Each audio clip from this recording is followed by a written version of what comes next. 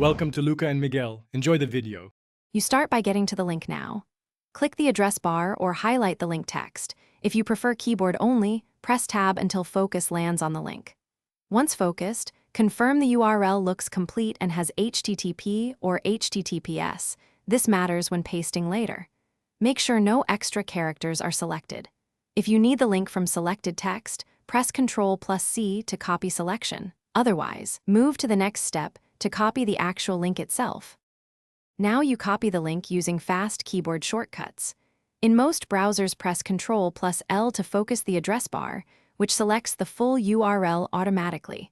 Once it's selected, press Ctrl+C to copy. On a Mac, use Command+L then Command+C. If copying a link inside a page that's not the address bar, press Tab to focus the link and then use Ctrl+C. Some apps require Ctrl+Shift+C or a contextual menu key. So adapt if finish by pasting and confirming the result. Move to your destination and press Ctrl+V to paste. On Mac, use Command+V. Once pasted, scan the link to ensure it points where you want. Remove long tracking strings after, if privacy matters. If the paste doesn't show the link, press Ctrl+V again or open clipboard history.